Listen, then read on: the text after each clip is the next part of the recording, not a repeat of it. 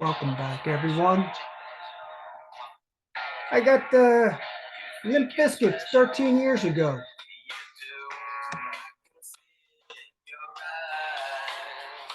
They think they're special. They're judging us.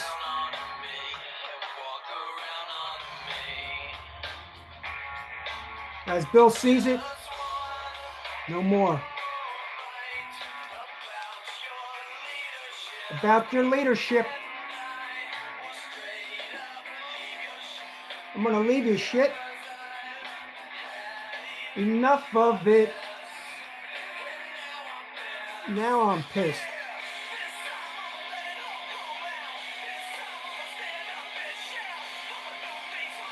My way. It's my way. It's Bobby C's way now. No more as Bill sees it. It's as Bobby C sees it.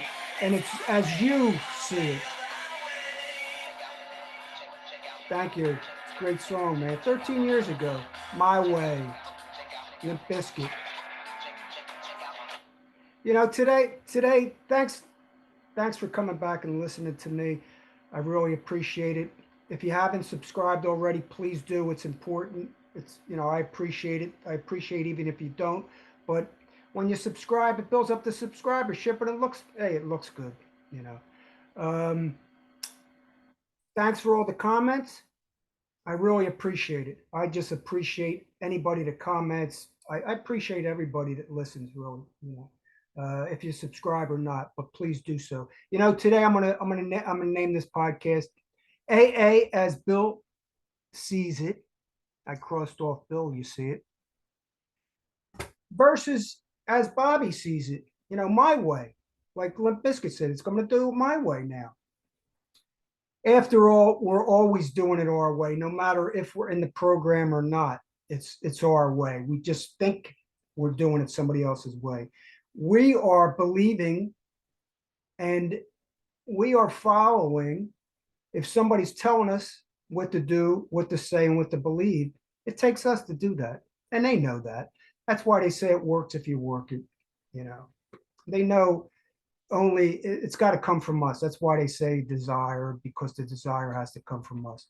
But getting back to, I want to explain to everybody how I came up with as Bobby C sees it. When I was young, I'm talking 5th, 6th grade, we all had nicknames. And I'm not going to say mine over the air, but I had a nickname back then, and it stuck with me, and it still sticks with me this year. I mean, today, people don't even know my name; they call me by my nickname.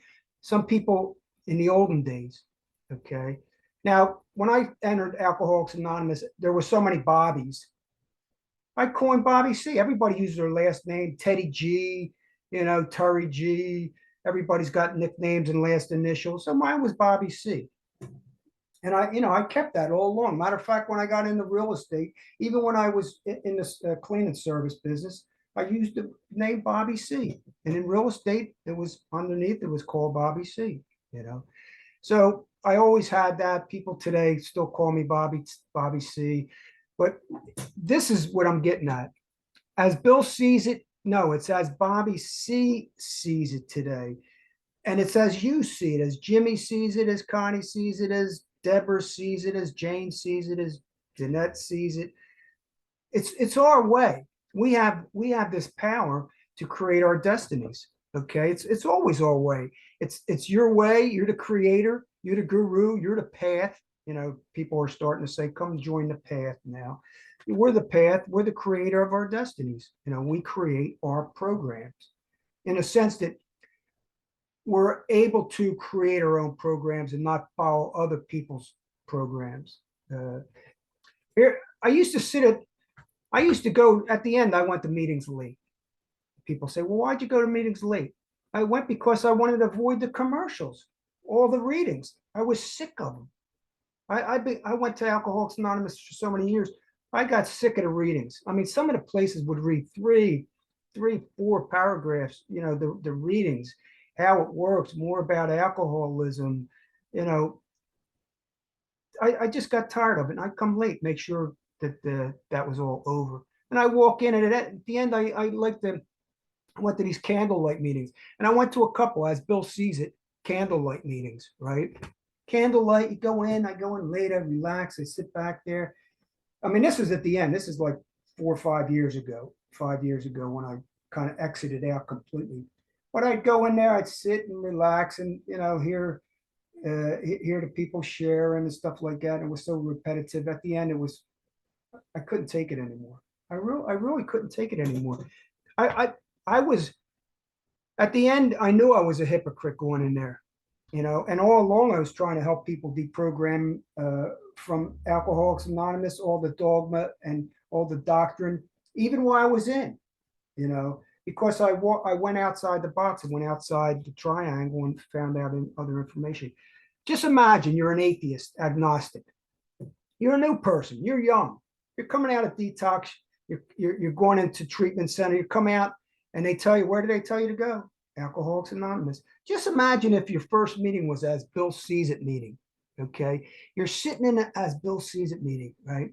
Even me, in a sense. I mean, it doesn't matter who it was. It doesn't have to be atheist, agnostic. I don't even care if you belong to a religion. So here you come out of a rehab, right? And you hear this. This is only the second page, in God's hands. Now I look through all the pages, and I would say every third page God's mentioned, spirituality's mentioned, every third page. And there's a lot of pages in here. Let's see how many. There's like 340 pages in here. This is Bill's writing. Let me read this to you. Now you're sitting, this is where I got as Bobby C sees it, because remember, they tell us we have to surrender to AA's way. Okay. Your way does not work anymore.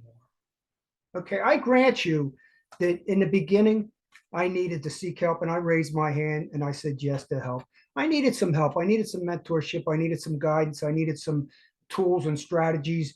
It wasn't working. It wasn't the alcohol. My life wasn't working because I didn't have the programs. I didn't have the conscious awareness of different types of things that are going on in the world. Okay. So yes, I would definitely tell somebody to get a mentor, go get some affirmations, go seek a one-on-one counseling, maybe a group counseling, not forever, but for a while to get some information. And I would say seek it for a long time. Okay. Seek out the truth. Is there absolute truth? I believe there is. Is there immutable truth? Yeah, I believe there is. Seek out some obsolete, what do they call it? Objective truth. Okay, I believe there is. Here, I'm reading this here. I'm in a meeting and this is being read. When we look back, we realize that the things which came to us when we put ourselves in God's hands. I mean, that's like Bible class. That's almost like, let me see what time it is, 2:28. So it's like going to a Bible. That's like me, because I grew up Catholic. I grew up in religion. I know what the hell religion is versus spirituality. And spirituality today is altogether different than the New Age spirituality, what my version of it is. And I don't even like the word, because the word, as soon as I say it, somebody will take that apart and believe what they believe and translate it into what I believe. When we look back, we realize that the things which came to us when we put ourselves in God's hand were better than anything we could have planned. Now, this is Bill, okay? Page 100, it repeats it. It says the same thing on page 100. It's putting it in the big book and putting it back in these little sayings. My depression. Now, he's talking about a mental health issue right here. My depression deepened unbearably. And finally, it seemed to me as though I were at the very bottom of the pit. For the moment, the last vestige, which is trace, the last trace vestige. Like you come into a meeting and, like I have to look up these words today because my vocabulary, I have to look them up. So I do. Vestige, the last trace of my proud obstinacy, which stubbornness. So the last trace of my proud, they talk about pride, don't have any pride. its obstinacy, which means stubbornness, was crushed. All at once, I found myself crying out, if there is a God, let him show himself. Now, this is Bill talking. Okay. This is Bill's talking. Crying out, let him show himself. I am ready to do anything, anything. Right there, let's look at that. I am ready. So he's saying he's ready. It's just like when I raised my hand, I said yes to help. I was ready. It's no different, no big deal. He made the decision. Did it come from God? Me believe it. Me, would I believe it came from him? You know, some people, some religious people and spiritual people are going to say, yeah, probably did come from God. That I'm not denying you that. I'm just pointing out some things to some people that may come into the program new and they're still in and they're checking it out. And make sure, I'm not telling people to run from your meetings. Don't go to AA in the beginning. Check it out, but check out all other things. And all my podcasts, I talk about all kinds of other alternatives. And the internet today, we have no excuses. 39 years ago when I came in, I had a couple of excuses because we didn't even have the damn internet. If there is a God, let him show himself now, and I am ready. So he's ready, right? Suddenly the room lit up with a great white light. It seemed to me in the mind's eye that I was on a mountain and that the wind, not of air, but of spirit, was blowing. And then it burst upon me that I was a free man. Like that. A free man. After years and years of going in and out of hospitals, I'll go over some of that shit.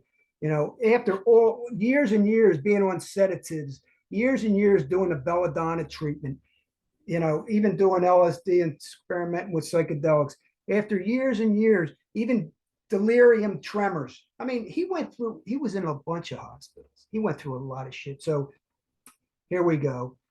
A free man. And then it burst upon me that I was a free man. There's a phone call. Let's see who's calling here. I can't get it because just in case of emergency. Ezra. That's my grandson. Excuse me for 1 second. Ezra, can I call you right back? I'm on a podcast. All right. Bye-bye. I call because my grandson, he might need me for something because we're dealing with some issues right now. So I pick up the phone. No big deal. Excuse me, and I'm sorry for that interruption. Slowly, here, and then it burst upon me that I was a free man because he was ready. He was done. What can I say? Just like I or millions of other people, And then it burst slowly, the ecstasy. What the hell is he talking about? Ecstasy. Is he talking about meth? Is he talking about Molly? Is he talking about MSD? What? Ecstasy. Oh, well, ecstasy. We all know what ecstasy was. Ecstasy subsided. I lay on the bed, but now for a time I was in another world, a new world of consciousness. All about me and through me, there was a wonderful feeling of presence. I thought to myself, so this is the God of the preachers. Yeah, it is the God of the preachers. Yeah, Bill, you had it right. You got it right. And I'm not, hey, maybe you did see God. I don't know. But what the hell? If I hear this, is this going to happen to me? Hopefully, right? Damn, I don't even have to do psilocybin or any psychedelics. I could just Bill did it. Bill had it, But in the back of the big book, they throw out here's something. They put it all the way in the back of the big book, all the way in the back of the big book. Spiritual experience. It says right here, happily for everyone, this conclusion is erroneous. It's not true. When they say personality changes or religious experiences must be in the nature of sudden and spectacular upheavals, like Bill had. And was Bill having delirious tremors, which causes hallucinations? Come on, it's a story. Bill likes to make his stories really, really good. Okay. Yeah. In the back of the book, though, they got it there. Most of our experience are with the psychiatric psychologist William James calls educational varieties. Yeah, it's educational. It's environmental. It's educational. It's through knowledge. Seek and you shall find. I believe that. The truth will set you free. I believe that too. Search the truth. Search out the truth. There is truth. Search it out. Seek it. I believe the continual seeking of knowledge. Nothing wrong with that. Do I have to do it to maintain my sobriety? No. There's been long, long periods of time where I didn't do shit. I didn't do nothing. I don't have to maintain nothing. That's my lifestyle today. You know, I don't have to maintain it. I don't even have to. I don't have. I love doing this. What I'm doing right now, I love. Lemon, lime, water. Yeah, do I try to live the best I can? I live an alcohol-free lifestyle. Alcohol, drugs, tobacco. You can call that. That's the new thing. Alcohol-free lifestyle, whatever you want to call it. Whatever. I'm here hopefully to inspire someone, give some people information. Do I believe there's cause and effect and consequences of behavioral people's behavior, habitual behavior? Definitely. I see it. I see it's so close to me today. I see it. It's so evident. Okay. I believe the alcohol, tobacco, and pharmaceutical industry doesn't suffer enough pain for the devastating consequences it puts on society. Am I a prohibitionist? No. Do I believe in the power of choice? Do whatever you want to do, but I see it. I know it's real. I know people suffer. And you know who else suffers? The people around them. I say around them, around habitual use.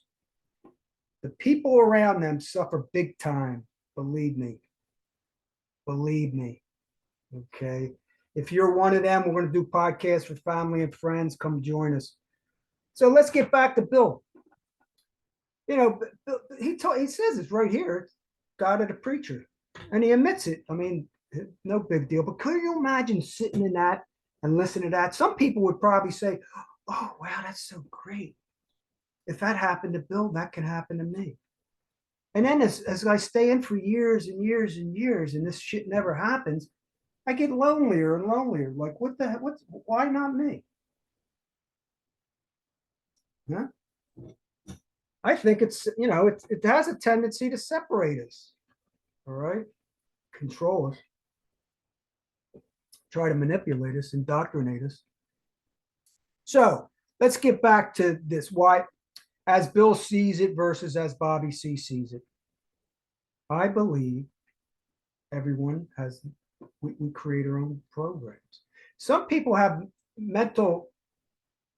is there a mental illness? Yes, there are mental illness. And I believe some people don't have the wherewithal or faculty or mindset or whatever, and maybe cannot have capability of getting out of that. Maybe they can.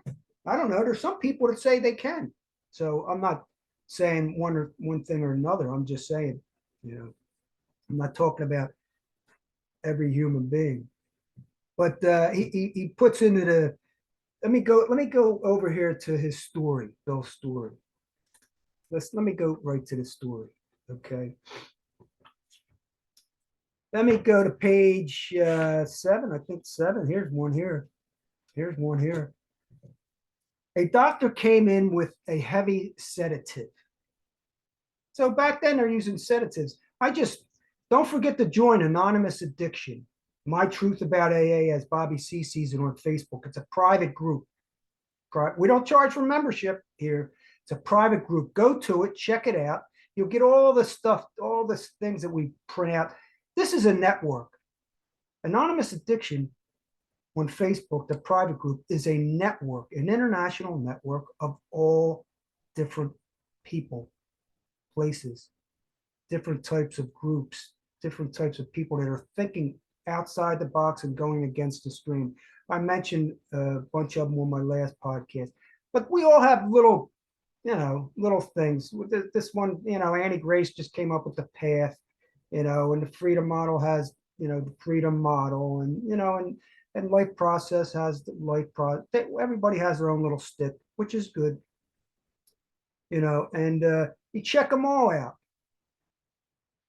It's free here right now. It's free. Okay. Check them all out. But here we go. Sedated. Next day, found myself drinking both gin and sedatives. This is Bill. Oh, he admits he was using drugs too? Wow, I didn't know that. He was mixing alcohol with sedatives. My brother-in-law, a physician. Now, if you go back to my podcast a year and a half ago, I connected all the dots with Rockefeller and everything and the design, who created this thing. My next podcast is going to be about the cult mentality, the cult personality, the cult of personalities. The cult of personalities. Everybody kind of, we listen to each other's podcasts and it sounds like we're copying, and maybe some of us are, but, it doesn't matter. It resonates with us because we've lived it, we experienced it, we know this stuff is true, what we're talking about. Okay, here's his brother-in-law right here. That's Bill's brother-in-law. Bill's brother-in-law, advisor and confidant, Leonard V. Strong, later became the first non-alcoholic AA trustee. Go back into some of my old podcasts and you'll see how I connect the dots with all that. Because the brother, oh, who was the brother connect? Who did the brother get in contact with? Who's that gentleman right there? Who's this gentleman? Oh, that happens to be Rockefeller, yeah. Jr. Yeah. J.D. Rockefeller Jr., who had nothing to do with the program. He designed the whole thing. He hijacked it and created the whole thing with the help of the trustees, which wasn't Bill. He wasn't. Oh, here's another couple guys. You remember back in my podcast. Here's A. Leroy Chapman and Frank Amos were among the Rockefeller associates who supported a bidding for the Alcohol Foundation. Yeah, remember the Amos report I talked about? They're here. Just, this book here. Pass it on. That's all they do is sell books. Books. That's what everybody's doing. They're writing books. Hey, more power to you. You want to write a book and sell it? Go ahead. I hope you make a lot of money. It's okay. I hope people make money doing this because I'd rather see all these people making money than all the alcoholics coming out of Alcoholics Anonymous and becoming counselors, and all they're doing is promoting AA constantly. They're being indoctrinated. They're indoctrinated from inside. Then they go outside. They study the same thing. They go into rehab. They get 6 months clean and sober to become therapists, whatever. More power to them. And they're the, I'd rather see these guys making the books. But in this book here, it reveals a lot if you try to connect the dots and uncover stuff. Yeah, it's all about this. It's all about this stuff here. It's all about money, ladies and gentlemen. It's free. It's free. Actually, it is free. Truth is free. Information and knowledge is free. I mean, the truth, to figure out the truth and find the truth is free. It never cost me anything. In the beginning, it cost, I go to therapists. I do a little bit of group therapy. We used to get together with 4 or 5 and have a really professional, the one I had, and I had a gentleman and a lady. They were great. All I could say is they were great. Pick them, choose them. You interview them. Pick and choose, see how they fit. If they're pumping the 12-step ideology onto you, don't go there. A lot of this stuff we have to do shadow work. Of course we do. We do shadow work, involves a lot of childhood stuff.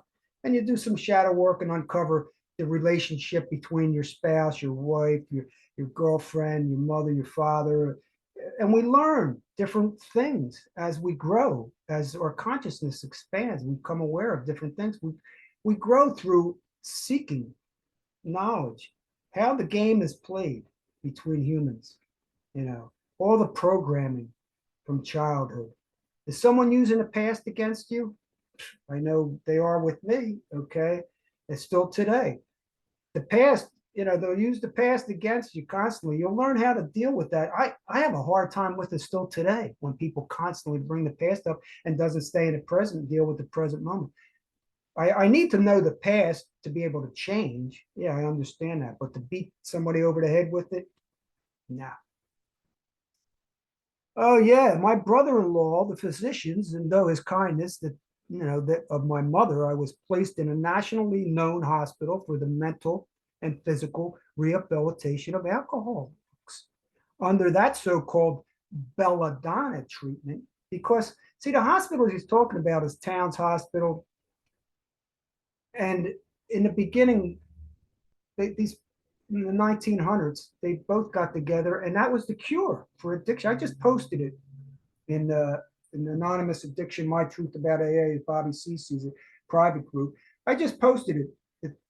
It tells you right about how it came about. That was the cure. Belladonna was the cure. They found a cure, just like today they found the cure. These are the cures. Belladonna. Back in then, cocaine was the cure. Heroin was the cure. Whatever they use these cures. Belladonna was the cure. And they announced that and they publicized it. Come to our hospital and get a cure. 5 days. We'll cure in 5 days. Who knows? Maybe Bill was cured in 5 days. He didn't even have to, but he wanted to make some money. The Alcoholics Anonymous program wasn't profitable for years and years later, and Rockefeller was making sure he was supporting that thing as he developed the pyramid. There's only 21 people at the top that run the whole thing: professional, non-professional, non-alcoholic, alcoholic. The non-alcoholics are all professionals, all big top professionals. I don't know where we're at with time, but when I say Bobby C, is it an ego thing? Yeah, it probably is. Is it a personality thing? Yeah, I'm not denying that. Probably is. Am I using it to benefit, really super benefit myself? I don't think so. But it's a personality thing. Yeah. Because I have an ego, and Bobby C, I use it, I like it, But when I say that, I'm talking about you as you see it, I really, really, truly believe that. We'll go to another page, 13. What is it, 12? At the hospital, I was separated from alcohol for the last time. Treatment seemed wise, for I showed signs of delirium tremors. He writes this in his books. If you connect the dots and kind of put the puzzle together, they tell you that the truth reveals itself. Okay. That's when he talked about all the wait, in the pages before that, all he talks about is Christ, God, and the religious experience that he got with ministers in the world's religion. When they talked of God personally, he talks about God, how he found God, how he believes now. The pages prior to in Bill's story, if you don't think that's religious when you're reading it, you've never been in a religion. Period. Let's see, page 87, even other big of the word God is referred. Page 87. What is 87? I wrote that down. What does that got to do with anything? Oh, was it here? Might it be even here? 87. Let's see. Let's see here. 85, 6, 7. I don't even know why I said keystone of the arch. Faced with alcohol destruction, we became open-minded in spiritual matters. We had to stop playing God. Did you hear that? I used to get that all the time. Bobby, what do you play? What are you, God? You playing God? Stop playing God. What? Stop doing it your way. That's when I got to say, I am doing it my way from now on. I sit as Bill sees it meeting, and I got to listen to all this stuff and relate to it and say, no, it's as Bobby sees it. I don't see it that way. You know, have the courage enough to just say that. No, I don't see it that way. You know, eventually I had to leave because I was a total, I was a hypocrite going there, even though I was trying to help people inside. Now I try to help people outside. Inside. I'm outside trying to help people inside, trying to expand, leave eventually, get out. How attractive is it? Attraction rather than promotion? Bull crap. All they do is promote. Attraction rather, who would be attracted to giving your life and your will over to the care of AA, God, for life, and recruit others like the Mormons, like Jehovah's Witness, like Scientology, I guess, Not me. I was always had the nickname I inspired. Let me see what else I got down here. Nickname, title, my way, back in the 19. Yeah, his name was 1909. Charles B. Towns Hospital. That's where they all, went. That was the big promotion. That's where the belladonna treatment would cure you in 5 days. Alexander Lambert Goldley announced to New York Times that he had found a surefire cure for alcoholism and drug addiction. It took less than 5 days. Well, I just wanted to touch base with everybody. Don't forget to subscribe, please, and stay tuned for the next podcast. We're going to be talking about cult of personalities. Stay tuned. Check you out. Let's see if we could maybe go out here with a little bit of, let's see here.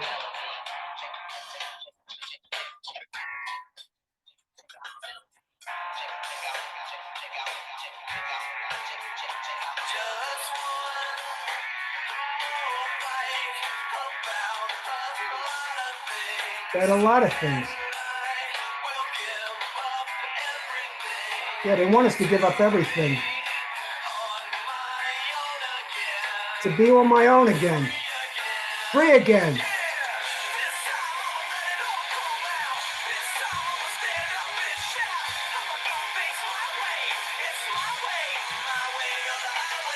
Take care, everybody. We'll see you. Do it your way. Bye-bye.